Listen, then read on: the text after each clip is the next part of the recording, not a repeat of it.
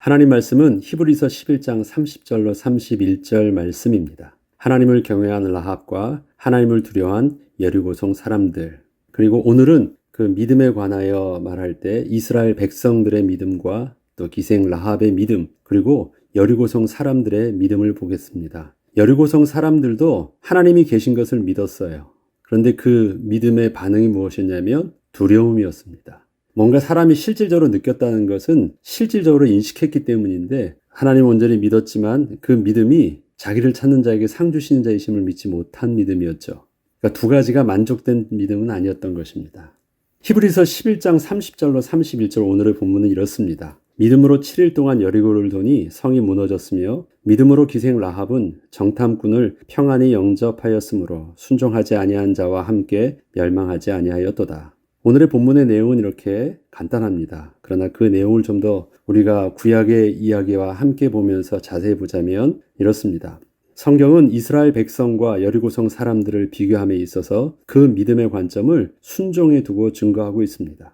이스라엘 백성은 하나님께서 말씀하신 대로 침묵함으로 또 여리고성을 돌았던 그 순종의 모습이 있었고, 여리고성 안에 있던 사람들은 성문을 굳게 닫고 저들이 돌아오지 못하도록 막는 불순종을 선택하였다는 것이었습니다.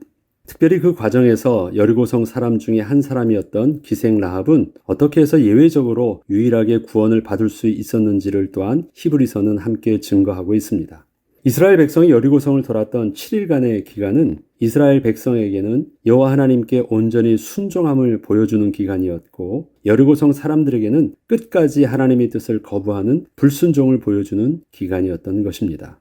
성경은 여리고성의 사람들을 그 성 안에서 유일하게 살아남은 기생 라합과 비교를 하면서, 라합은 순종함으로 구원을 받은 것이고 다른 모든 성 안의 사람들은 순종치 않아서 모두 멸망한 것이라고 증거하고 있습니다. 그렇다면 우리가 한번 생각을 해보면, 순종을 한다는 것은 분명 명령한 것이 있을 때 그 명령을 따르는 것이 바로 순종인데, 이스라엘은 여리고성 사람들에게 어떠한 선전포고나 항복을 요구한 적이 없었습니다. 또 하나님의 말씀을 전한 적도 없었습니다. 그렇다면 저들은 무엇을 순종치 않았다는 것이었고, 기생 라합은 무엇을 순종하여 구원을 받았다는 것이었을까요? 여호수아 2장에는 이에 대한 기사를 이렇게 기록하고 있습니다. 여호수아 2장 9절로 11절 말씀에는 말하되 여호와께서 이 땅을 너에게 주신 줄을 내가 아노라. 우리가 너희를 심히 두려워하고 이 땅 주민들이 다 너희 앞에서 간담이 녹나니, 이는 너희가 애굽에서 나올 때 여호와께서 너희 앞에서 홍해에 물을 마르게 하신 일과 너희가 요단 저쪽에 있는 아모리 사람의 두 왕 시혼과 옥에게 행한 일 곧 그들을 전멸시킨 일을 우리가 들었음이니라. 우리가 듣자 곧 마음이 녹았고 너희로 말미암아 사람이 정신을 잃었나니, 너희의 하나님 여호와는 위로는 하늘에서도 아래로는 땅에서도 하나님이시니라. 이렇듯 기생 라합과 여리고성 사람들은 이스라엘과 그 백성을 도우시는 이스라엘의 하나님에 대한 소식을 아주 자세히 알고 있었습니다. 이스라엘 하나님께서 그 백성을 40년 전 애굽에서 나올 때 홍해를 육지같이 건너게 하신 일부터 시작하여 가장 최근에 요단을 건너기 전 요단 동편에 강력한 왕권을 자랑하던 두 명의 왕 시혼과 옥을 완전히 전멸시키는 일들까지 이스라엘 백성들을 도우시고 있던 그 하나님에 대한 소식을 계속 여리고성 사람들은 접하고 있었던 것입니다. 여리고성 사람들이 두려워했던 것은 이스라엘 백성들이 아니었습니다. 힘과 군사력으로 보자면 자신들이 훨씬 더 나았고, 감히 이스라엘 백성은 상대가 되지도 않았지만 그 백성들을 도우시는 하나님이 너무도 강력해서 그 어떤 군대와 나라들도 모두 상대할 수 없었다는 것을 보았기 때문에 두려워하게 된 것이었습니다. 이처럼 여호와 하나님의 구원의 역사는 이스라엘 백성들에게는 하나님의 도우심을 입은 것이었지만, 이를 대적한 왕과 그 백성들에게는 엄청난 하나님의 진노의 형벌을 받은 것이었습니다. 여리고성 사람들에게 이스라엘을 도우셨던 그 하나님에 대한 소문은 그 자체가 하나님의 뜻에 순종을 하지 않으면 멸망할 것을 말해주는 분명한 경고의 메시지였던 것입니다.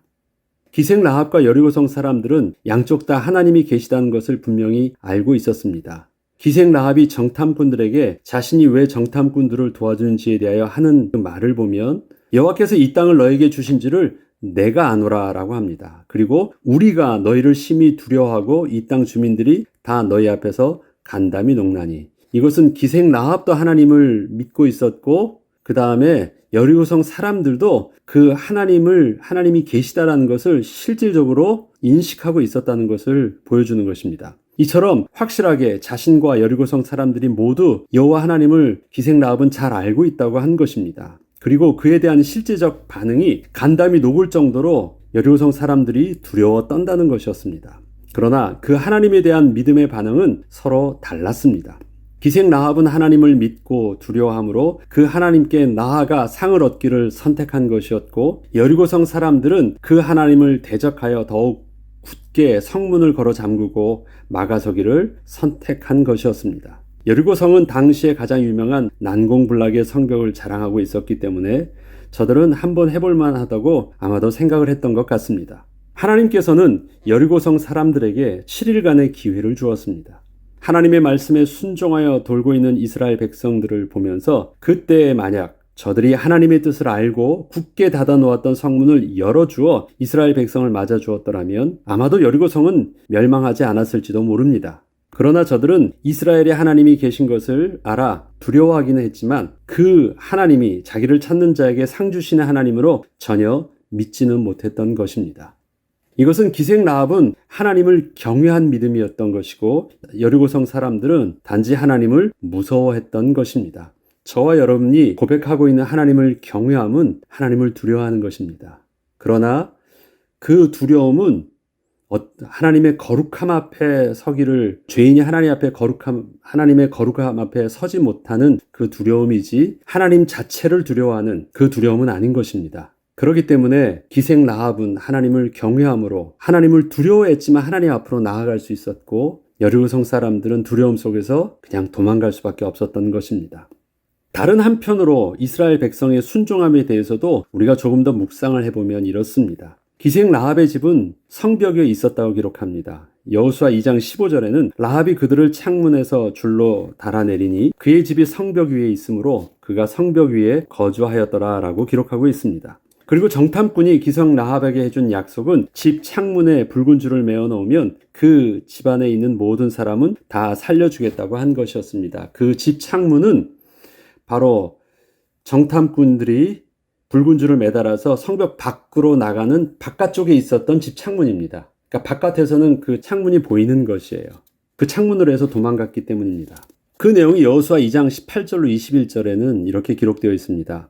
우리가 이 땅에 들어올 때 우리를 달아내린 창문에 이 붉은 줄을 매고 내 부모와 형제와 제 아버지의 가족을 다 내 집에 모으라. 누구든지 제 집 문을 나서서 거리로 가면 그의 피가 그의 머리로 돌아갈 것이요 우리는 허물이 없으리니, 그러나 누구든지 너와 함께 있는 집에 있는 자에게 손을 대면 그의 피는 우리의 머리로 돌아오려니와 내가 우리의 이 일을 누설하면 내가 우리에게 서약하게 한 맹세에 대하여 우리에게 허물이 없으리라 하니라. 라합이 이르되 너희의 말대로 할 것이라 하고 그들을 보내어 가게 하고 붉은 줄을 창문에 매니라. 정탐꾼은 기생 라합에게 단순히 약속을 한 정도가 아니라 하나님의 이름을 걸고 맹세하였습니다. 저주의 맹세를 한 것입니다. 아주 강력한 맹세를 하였습니다.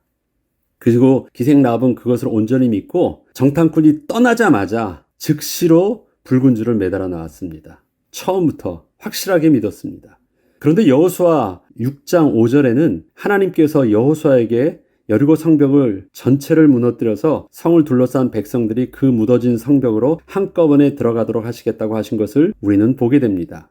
제사장들이 양각 나팔을 길게 불어 그 나팔 소리가 너희에게 들릴 때에는 백성은 다 큰 소리로 외쳐 부를 것이라. 그리하면 그 성벽이 무너져 내리리니 백성은 각기 앞으로 올라갈지니라. 자, 백성이 각기 앞으로 올라간다는 것은 뭐예요? 백성들이 성을 이렇게 둘러싸여 있잖아요. 그러면 성문으로 들어가는 것이 아니라 성벽이 전체가 무너지기 때문에 자기 있는 위치에서 그대로 사방팔방에서 그대로 가운데로 모든 이스라엘 백성들이 그냥 들어가는 것입니다. 이 말은 뭐냐면 성벽이 완전히 무너져 버린다는 것입니다.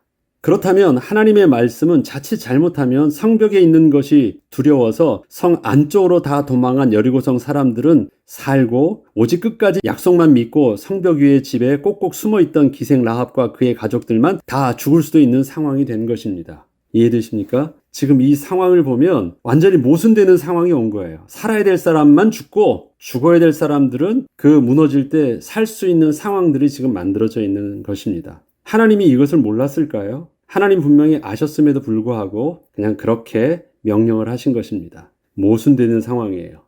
사실 기생 라합과 정탐꾼의 약속은 하나님께서 여리고성에 대한 계획을 말씀하시기 전에 맺었던 약속이었기에 기생 라합은 이러한 사실을 전혀 모른 채 붉은 줄을 정탐꾼이 떠나자마자 즉시로 성 밖에서 자신의 집이 아주 잘 보이는 창문에 매달아 놓은 것이었고, 약속대로 자신의 친척과 가족을 전부 성벽 위 자신의 집으로 모았던 것입니다. 이 때문에 정탐꾼들이 기생 라합에게 해주었던 그 맹세는 하나님의 뜻에 의하여 지키지 못하는 상황이 온 것이었습니다. 그러나 이러한 변경된 상황을 기생 라합에게 전달해 줄 수 있는 방법이 전혀 없다는 것이 심각한 문제였습니다. 왜 그렇습니까? 하나님께서 딱 한 가지 규칙만 주셨거든요. 침묵하라는 것이에요. 어떻게 사인을 전달해 줄 수가 없어요. 어쩌면 하나님께서 침묵하라고 하신 그 의도는 저는 그냥 돌면서 불평하지 말라는 그 말보다도 바로 이것 때문이 아니었나라는 생각을 해보게 됩니다. 왜 그렇습니까? 다시 이스라엘 진영으로 돌아와서 본다면 하나님께서 이스라엘 백성들에게 여리고성을 돌게 하시면서 요구하신 것은 오직 침묵하라는 것이었습니다. 이 때문에 이스라엘 백성이라면 그 붉은 줄을 매달아 놓은 집이 기생 라합의 집이라는 것을 정탐꾼들에게 이야기를 들어서 잘 알고 있었고, 그 집에 기생 라합과 그 가족들이 반드시 숨어 있을 것도 잘 알고 있었지만 그 성벽이 무너질 것에 대하여 아무런 정보를 기생 라합에게 전달해 줄 수는 없었습니다. 여호수아와 직접 약속했던 정탐꾼들, 그리고 이를 잘 알고 있는 백성들은 7일 동안 매일 여리고성을 돌면서 그 붉은 줄을 매달아 놓은 창문을 계속 보았을 것입니다. 그리고 그 기생 라합을 생각하지 않을 수 없었을 것입니다. 저 집인데, 저 집에 지금 다 있는데, 우리는 그렇게 맹세했는데, 그리고 그 맹세를 지키지 않으면 그 저주가 우리에게 돌아온다고 우리는 약속까지 했는데, 그런데 저 성벽이 7일 후면 완전히 무너질 것인데, 높은 그 성벽이 무너져서 그 위로 올라갈 정도면 완전히 무너지는 것입니다. 사실 기생 라합의 문제가 아니라면 침묵은 그리 어렵지 않았을 것이라는 생각을 해봅니다. 말을 해봤자 불평하는 말과 의심하는 말뿐이었을 텐데 그런 말은 차라리 침묵하는 것이 나올 수 있었기 때문입니다. 이게 어려울까요? 말 안 하지 않는 게요? 그렇게 어렵다고 저는 생각이 들지 않습니다. 광야 40년을 지키면서 그 정도 순종은 충분히 할 수 있을 것 같아요. 근데 성경은 그 침묵을 순종을 믿음이라고 한 이유는 분명히 기생 라합과의 문제 속에서도 있었던 것 같습니다. 만약에 기생 라합을 도와줘야 하는데 구원의 말을 전해줄 수 없는 상황에서 침묵하는 것은 오히려 더 힘들었을 것이기 때문입니다. 특별히 여호와 하나님의 이름으로 맹세까지 해놓은 상황에서 이스라엘 백성들 또 정탐꾼 입장에서는 그 고민이 더 컸을 것입니다. 하나님의 공의라면 반드시 하나님께서 기생 라합은 구원해 주셔야 할 것인데 현재 상황대로 계속 가게 된다면 오직 기생 라합만 죽을 것 같은 그 상황을 바라보면서 이스라엘 백성들은 어떻게 해야 할 것 같은가요? 여러분 같으면 어떻게 해야 되겠습니까? 이거 완전 모순되는 상황이지 않습니까? 저들은 모순되어 보였지만 하나님의 선하심을 믿고 그대로 순종을 선택한 것이었습니다. 그것이 이스라엘 백성들이 여리고성을 돌면서 침묵한 것이었고 그것을 성경은 믿음이라고 말하고 있는 것입니다.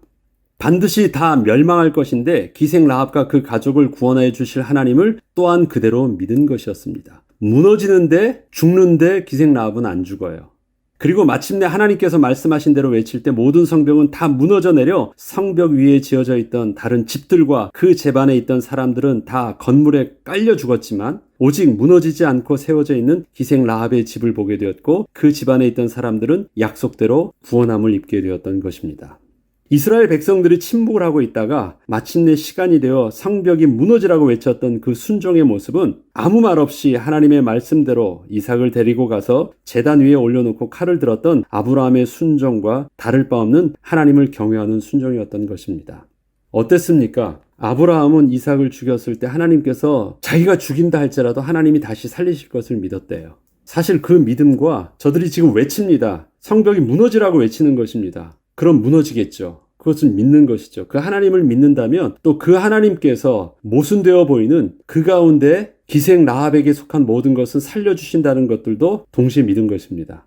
그러면 죽었다면 다시 살려주실 것이고 아니면 하나님께서 저들은 안 죽게 하시겠죠. 믿음이 다르지 않다라는 것입니다. 아브라함이 믿었던 순종의 믿음과 이스라엘 백성들이 믿고 성벽이 무너지라고 말할 때 그 믿음 속에 기생 라합은 하나님께서 살리실 것을 동시에 믿으면서 그렇게 외쳤던 것입니다. 결국 이스라엘 백성과 기생 라합 모두 하나님을 경외함으로 순종하였던 믿음이 저들을 구원한 것이었고, 이를 거부했던 여리고성 사람들은 자신들이 믿었던 그 난공불락의 성 안에서 성과 함께 멸망하게 되었습니다.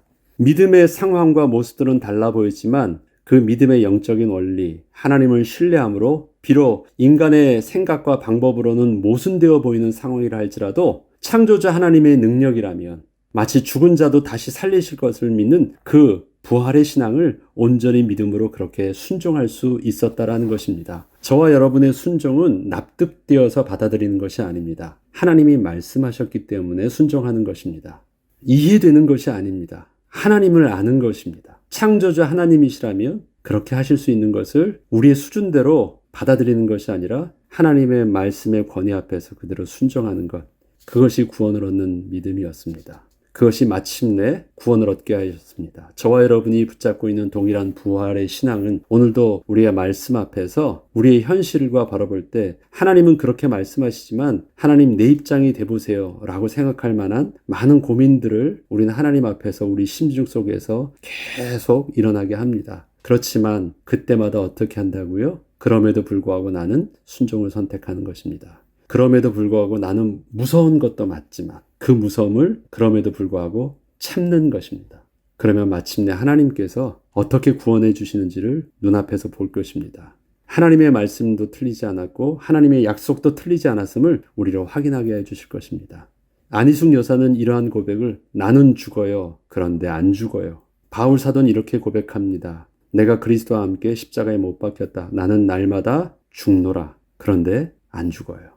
그것이 저와 여러분이 오늘도 여전히 믿음을 붙잡고 나아가는 부활신앙의 모습입니다. 그 은혜를 따라 승리하는 저와 여러분 되길 주 이름으로 축복합니다. 기도하겠습니다. 하나님 아버지, 이스라엘 백성들이 침묵을 선택한 순종은 하나님을 경외함으로 능히 그렇게 할 수 있는, 또 아브라함이 이삭을 죽일 때 부활하실 하나님을 믿은 그 믿음과 다를 바 없는 온전한 믿음이었습니다. 우리에게서도 부활하신 주님 우리 가운데 성령으로 함께 계심으로 우리에게도 동일한 믿음의 축복을 우리의 삶의 현장 속에서, 또 갈등하며 고민하는 현장 속에서 비록 두렵다 할지라도 참을 수 있게 하여 주시고, 비록 의심이 난다 할지라도 침묵함으로 하나님을 신뢰함으로 순종을 선택할 수 있는 은혜를 성령의 인도함 속에서 누리게 하옵소서. 감사드리며 우리 주 예수 그리스도 이름으로 기도합니다. 아멘.